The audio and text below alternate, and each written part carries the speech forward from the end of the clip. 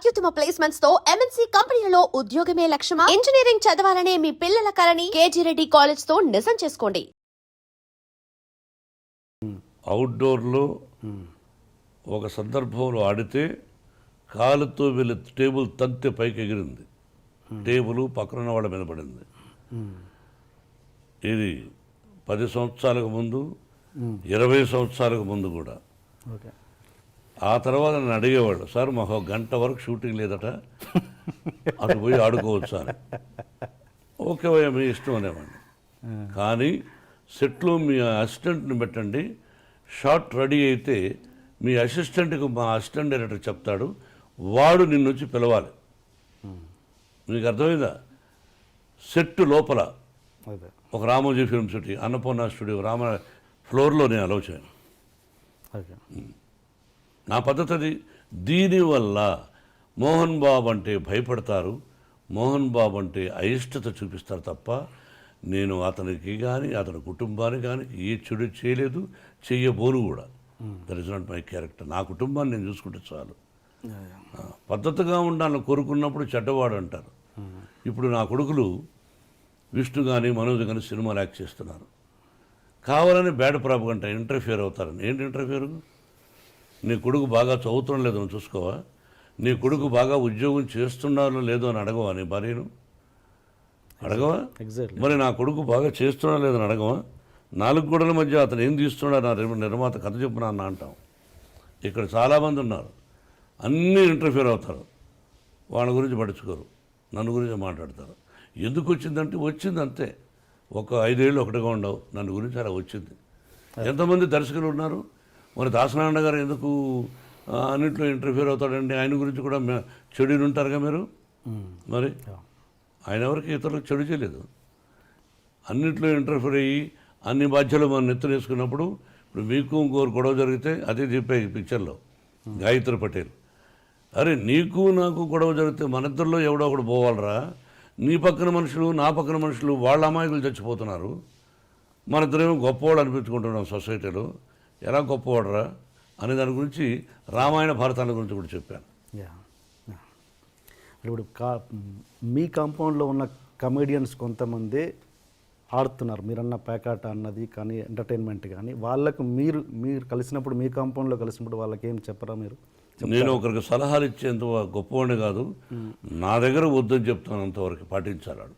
Okay okay okay sir. ఇంకా మళ్ళీ ఈ క్వశ్చన్ అడిగే ముందు, మళ్ళీ ఈ క్వశ్చన్ ఎందుకు అడుగుతున్నారు, మీ ప్రూఫ్ ఏమైనా ఉందా అని అడగండి, మామూలుగా ఒపీనియన్ మీ ముందు పెడుతున్నాను నేను అంతే. ఏంటంటే మోహన్ బాబు గారు రౌడీజం చేసి సెటిల్మెంట్ చేసి అలా పైకి వచ్చారు అన్నది ఎంతవరకు బిగినింగ్ కెరీర్ నచ్చి? I'm very happy for that question. ఒక్కటి ప్రూవ్ చేస్తే మీకు అర్థమైందా? ఒక్కటి మోహన్ బాబు గారు పలానా చోట చేశారని చెప్పిన రోజున మీ ముందే కాల్చుకుందని అనిపోతాను, అంత పదం అన్నాను. ప్రూవ్ చేయకపోతే మీరేం చేస్తారో ముందు అగ్రిమెంట్ రాయండి. ఆ వ్యక్తి మోహన్ బాబు గారు ఇలాగా మా దగ్గర అన్యాక్రాంతంగా ₹1 తీసుకున్నాడన్నా, ఇలా చేశాడు, రౌడీలను పిలిపించానన్నా. రౌడీ అంటే ఎవడు? మీరు రౌడీయే, నేను రౌడీయే. మన స్కిన్ను మనం కాపాడుకోవాలన్నప్పుడు తిరగబడేవాడు ప్రతి ఒక్కడు రౌడీయే. మన స్కిన్ను మనం కాపాడుకోకపోతే మనం అసమర్థులు అయిపోతాం. ఆ విధంగా చెప్పిన రోజున ప్రూఫ్, ఇది దైవ సాక్షిగా, పంచభూతాల సాక్షిగా చెప్తున్నమాట, అపఖ్యాతిని క్రియేట్ చేయడం కోసం ఒక్క ప్రూఫ్. ఏం భయపడాల్సిన అవసరం లేదు. ఇతరుల సొత్తును మట్టి పిడవలే భావించవాలని చెప్పేవాడు మా నాన్న. ఆమె perfect income tax SSC. Cinema కోసం కానీ ఏదైనా డబ్బు తీసుకున్నా ఎవరి దగ్గరైనా గౌరవప్రదంగా ఇంట్రెస్ట్తో పాటు ఇస్తూ ఉంటాను. అప్పు చేస్తాం, ఇస్తాం గౌరవప్రదంగా. Never the dream. అది చెప్పుంటే అసత్యం, ఏదో ఎవరో చెప్పించుంటారు. ఒక్క ప్రూఫ్ చాలు. నా 13 సంవత్సరాల, నా 42 సంవత్సరాల నట జీవితంలో ఇంటిల్లపాది సూపర్ సూపర్ పంచభూతాల సాక్షిగా చెప్పాడు.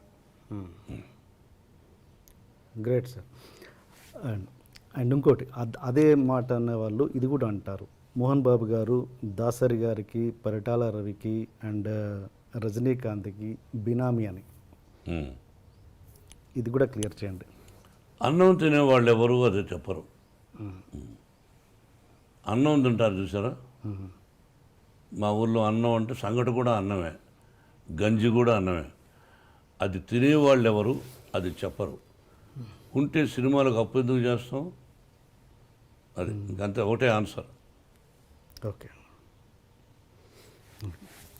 మామూలుగా ఇండస్ట్రీలో దాసరి గారికి రాఘవేంద్రరావు గారికి ఎంతో కొంత అంటే వాళ్ళు ఎంత మాట్లాడుకున్నా కూడా ప్రొఫెషనల్ రైవలరీ అనేది ఉంటుంది.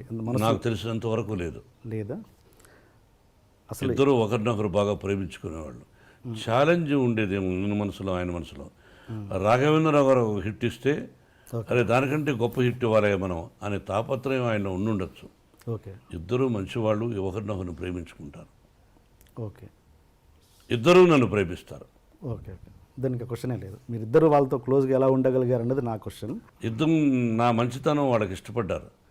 అందుకే రాఘవేంద్రరావు గారు కూడా సొంత సినిమాలు పెట్టుకున్నాడు. ఆ సినిమా సూపర్ హిట్ అయింది, అల్లరి మొగుడు.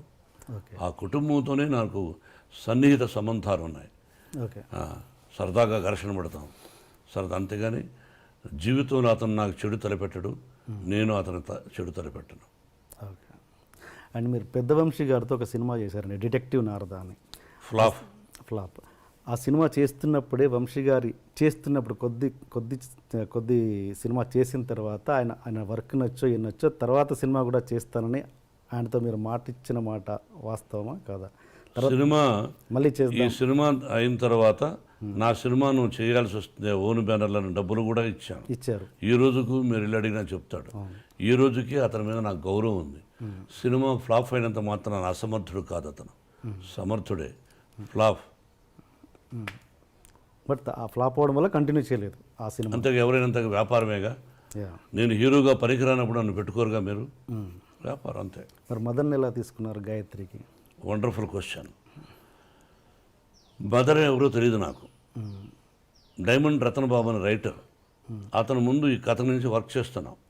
ఇది వేరే భాషా చిత్రం, అంటే మన ఇండియన్ భాష కాదు. కొన్నప్పుడు ఎవరా ఇద్దరు ముగ్గురు పేర్లు చెప్తూ అతను అన్నాడు, సార్ మదన్ అనే ఒక అతను ఉన్నాడు, అతను ఇంతకుముందు రైటరు ఏదో ఒకటి రెండు తీశాడు కానీ సక్సెస్ అది పెద్దగా లేదు, మీకు ఇష్టమైతే తెలియపరుడు అన్నాడు. పిలిపించవయ్యా అన్న. పిలిపించాము. ఆ ఒరిజినల్ పిక్చర్ చూపించాం. సార్ ఇలా తీస్తే పనికిరాదు, దీన్ని తయారు చేయాలి సార్ అన్నాడు. 6 మాసాలు కూర్చున్నాం. అతనికి నాకు వేవ్ లెంగ్త్, అంటే వేవ్ లెంగ్త్ అని ఇంగ్లీష్లో అంటారు, తెలుగులో ఇద్దరికి అండర్స్టాండింగ్ బాగా కుదురుతుంది. నేను చెప్పిన దానికి అతను తాళం వేయడు, అతను చెప్పిన దానికి నేను తాళం వేయలేదు. అట్లా పోటీ పడి సెలెక్ట్ చేసాం, మంచిగా తీసిచ్చాడు. అండ్ మీరు అంటుంటారు ఆ సినిమాలు ఏం చేయలేదు, ఆ డైరెక్టర్ చేసిన సినిమాలు ఏం చూడలేదు అన్నారు. నాకు తెలిసి 2-3 ఇంటర్వ్యూలో మీరు చెప్పారు. అంటే ఎందుకలా? అంటే ఆయన చేసిన ఒక మంచి సినిమా అయినా ఓకే, గతంలో ఆయన ఏంటి అని తెలుసుకోవడం అనేది ఇంపార్టెంట్ కాదా? నిజమే. ఇది ఒకటి మాత్రం ఆశ్చర్యం, నాలో ఉన్న వీక్నెస్ అనుకోవచ్చు. అసలు ఎలా తీశాడు ఇంతకుముందు సినిమా ఇతను అని చూడాలి. అవును, చూడాలి. అతనికి తెలుసు, చూడలే అంటే అది మీరు గొప్ప విషయం అనుకుంటారా? మూర్ఖత్వం అనుకుంటాను. And for more videos, Please subscribe to iDream. Please subscribe to iDream. Please subscribe iDream. And please subscribe to iDream. For more videos, subscribe to iDream. please like, share and subscribe to the channel. Congratulations, iDream. Subscribe to iDream. Subscribe to iDream. So subscribe to iDream Media. iDream ki iDream team అందరికి huge congratulations. Please subscribe iDream Media. Please subscribe to iDream. Subscribe iDream. Please subscribe to iDream. iDream అంటే నా కళల ఛానల్ను subscribe చేసుకున్న నోరు తిరుగుతలేదు, మీరైతే గంట గుర్తు కొట్టండి. For more such videos, please subscribe to iDream. Subscribe to iDream. Please subscribe to iDream. Please subscribe iDream Media. Please do subscribe to iDream. Please subscribe to iDream Media. For best entertainment and information, please subscribe iDream. And don't forget to subscribe to iDream.